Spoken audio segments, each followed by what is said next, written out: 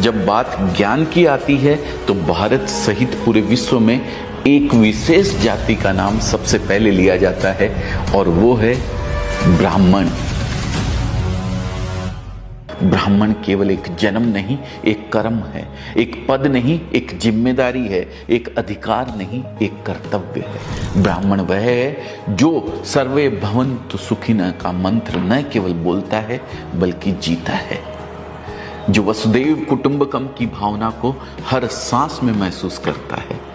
और अंत में ब्राह्मण वह है जो जानता है कि असली ज्ञान विनम्रता में छिपा है, असली शक्ति करुणा में निहित है और असली महानता सेवा में निहित है। दोस्तों, मैं खुद जैन धर्म से हूं और मुझे नहीं पता कि ब्राह्मणों के साथ आपका अनुभव कैसा रहा है, लेकिन अजमेरा फैशन में बहुत से ब्राह्मण काम करते हैं और मैंने उनमें 3 चीजें कॉमन पाई है: ज्ञान, विनम्रता और मृदु भाषा। दोस्तों, अगर आबादी की बात करूं तो ब्राह्मणों की संख्या भारत की कुल आबादी का मात्र 5% भी शायद नहीं है। लेकिन अगर वैदिक काल के भारतवर्ष से लेकर मॉडर्न डे इंडिया तक की बात करूं तो धर्म, दर्शन, विज्ञान, कला, साहित्य, खेल, बिजनेस जैसे अलग अलग क्षेत्रों में ब्राह्मणों का योगदान उनकी संख्या के मुकाबले कई गुना ज्यादा है। कुछ फैक्ट्स बताता हूं जिसे जानकर मैं खुद आश्चर्य में पड़ गया था। दोस्तों, आज तक सिर्फ 9 भारतीयों को नोबेल प्राइज मिला है, इसमें से 6 ब्राह्मण हैं। अब तक 48 व्यक्तियों को भारत रत्न से नवाजा गया है, जिसमें से 23 ब्राह्मण हैं। भारत में अब तक 15 प्रधानमंत्री हुए हैं, जिसमें से 6 ब्राह्मण थे और उनमें से एक श्री अटल बिहारी वाजपेयी मेरे पसंदीदा पीएम रहे हैं। अगर भारत के इतिहास को एक किताब में संजोया जाए तो ऐसा कोई पन्ना नहीं होगा जिस पर ब्राह्मणों ने अपनी छाप ना छोड़ी हो।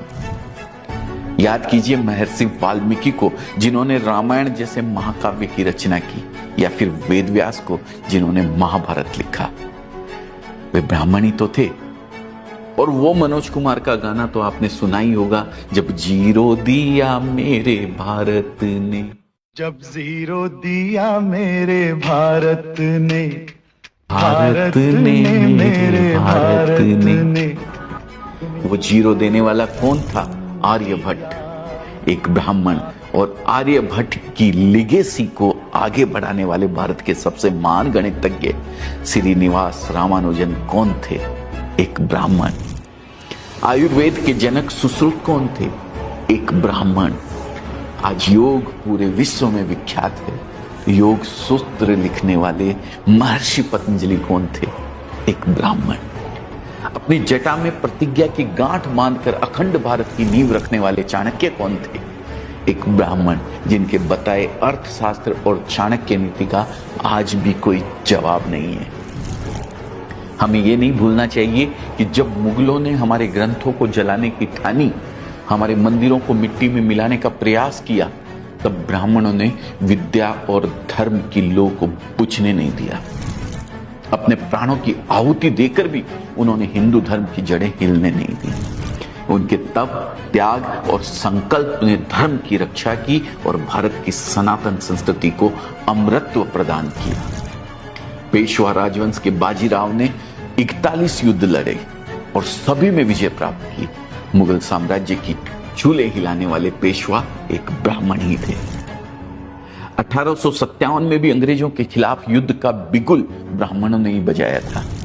मंगल पांडे, नाना साहब, रानी लक्ष्मीबाई, तात्या टोपे जैसे ब्राह्मणों का बलिदान इतिहास में आज भी अमर है। दोस्तों, भारत के स्वतंत्रता आंदोलन में क्रांतिकारी के रूप में बाल गंगाधर तिलक, चंद्रशेखर आजाद, राम प्रसाद बिस्मिल, राजगुरु, वीर सावरकर, सुखदेव और बटुकेश्वर दत्त जैसे ब्राह्मणों ने अपनी बुद्धि और बल से अंग्रेजों की नींद उड़ाकर रख दी थी। यहां तक कि महात्मा गांधी के गुरु गोपाल कृष्ण गोखले भी एक ब्राह्मण थे। दोस्तों, वास्तव में आज हम जिस महान भारतवर्ष पर गर्व करते हैं, उसे गौरवान्वित करने में बहुत बड़ा योगदान ब्राह्मणों का है।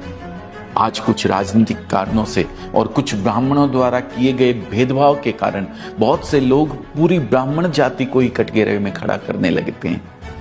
लेकिन शायद उन्हें यह नहीं भूलना चाहिए कि बचपन से वे जिन पंचतंत्र की कहानियों को सुनकर बड़े हुए हैं, उनसे नैतिक शिक्षा ग्रहण की है, उसे लिखने वाले विष्णु शर्मा एक ब्राह्मण थे। उन्हें यह नहीं भूलना चाहिए कि जिस तेनालीराम और बीरबल की चतुराई ने सैकड़ों बार उनके चेहरे पर मुस्कान बिखेरी है, वो दोनों बुद्धिमान व्यक्ति ब्राह्मण ही थे। और अगर हम समय में आगे बढ़कर आज की बात करें तो भारत में दो चीजें सबसे अधिक पॉपुलर है, क्रिकेट और फिल्म। यहां भी ब्राह्मणों का योगदान आपको हैरत में डाल देगा। क्रिकेट का भगवान कहे जाने वाले सचिन तेंदुलकर एक ब्राह्मण हैं। फैब फोर के नाम से मशहूर सचिन, राहुल, सौरभ और लक्ष्मण, ये चारों ही ब्राह्मण हैं। भारत के महान गेंदबाज अनिल कुंबले, आर अश्विन, श्रीनाथ ब्राह्मण हैं। मौजूदा कप्तान रोहित शर्मा, हार्दिक पांड्या, ऋषभ पंत ब्राह्मण हैं। क्रिकेट से हट के अगर शतरंज की बात करें तो इसे भारत में प्रसिद्ध करने वाले विश्वनाथन आनंद एक ब्राह्मण है। अब मनोरंजन की दुनिया में भी देख लीजिए, भारत की सबसे महान गायिका लता मंगेशकर ब्राह्मण, करोड़ों भारतीयों के फेवरेट सिंगर किशोर कुमार ब्राह्मण, अजय देवगन, पंकज त्रिपाठी, मनोज वाजपेयी, दीपिका पादुकोण, आलिया भट्ट, ये सभी ब्राह्मण। और हाँ, इन सबसे बढ़कर the father of Indian cinema Dada Saheb Phalke, वो भी एक ब्राह्मण ही थे। आश्चर्य होता है कि सिर्फ 5% से भी कम होने के बावजूद ब्राह्मणों का हर क्षेत्र में योगदान इतना बड़ा कैसे है। बिजनेस की बात करें तो दुनिया की दो सबसे बड़ी कंपनियां माइक्रोसॉफ्ट और गूगल को चलाने वाले सत्य नडेला और सुंदर पिचाई ब्राह्मण हैं दोस्तों। इन्फोसिस फाउंडर नारायण मूर्ति और पेटीएम फाउंडर विजय शेखर शर्मा ब्राह्मण है दोस्तों। अपनी बात करूं तो अजमेरा फैशन से जुड़ने वाले बहुत से व्यापारी, खासकर यूपी और बिहार से बहुत सारे व्यापारी ब्राह्मण हैं। अजमेरा ट्रेंड्स की फ्रेंचाइजी लेने वालों में भी कई ब्राह्मण शामिल है और उनमें से अधिकतर बिजनेस में काफी अच्छा कर रहे हैं। तो सवाल उठता है कि हम ब्राह्मणों से क्या सीख सकते हैं। मेरी समझ में मुख्यतः 4 ऐसी बातें हैं जो हम ब्राह्मणों से सीख सकते हैं। पहली, ज्ञान लो, ज्ञान दो।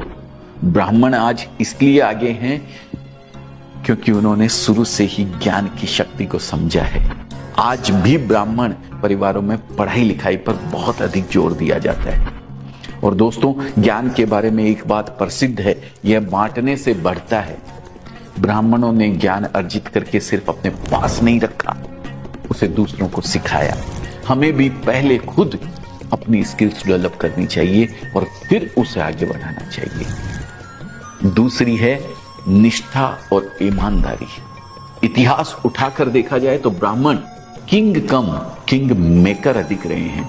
गुरु वशिष्ठ हो, गुरु द्रोणाचार्य या चाणक्य, इनके पास कई अवसर थे जब वे सत्ता की बागडोर अपने हाथों में ले सकते थे, लेकिन ये हमेशा धर्म के मार्ग पर चले और राजा और राज्य के प्रति निष्ठा और ईमानदारी दिखाई। तीसरी, देशभक्ति। ब्राह्मणों ने शुरू से ही राष्ट्र और धर्म की रक्षा के लिए अपने प्राणों की बाजी लगाई है, चाहे वह मुगलों का आक्रमण हो या अंग्रेजों का अत्याचार। ब्राह्मणों ने हमेशा अपनी बुद्धि, साहस और बलिदान से देश और धर्म की रक्षा की है। बाजीराव पेशवा से लेकर कैप्टन मनोज पांडे तक ब्राह्मणों ने देश के प्रति सर्वोच्च आहुति दी है। और अंत में एक बात और जो हम ब्राह्मणों से सीख सकते हैं, और वो है परंपरा और संस्कृति का सम्मान। आज जिस सभ्यता और संस्कृति पर भारतवासी गर्व करते हैं, आदिकाल से उसे संजोने, संवारने और जीवित रखने में ब्राह्मणों का बहुत बड़ा योगदान है दोस्तों। हमें भी अपनी संस्कृति और परंपराओं का सम्मान करना चाहिए और उन्हें जीवित रखने का प्रयास करना चाहिए। दोस्तों, अंत में मैं इतना ही कहना चाहूंगा कि ब्राह्मण एक जाति नहीं बल्कि एक विचारधारा है।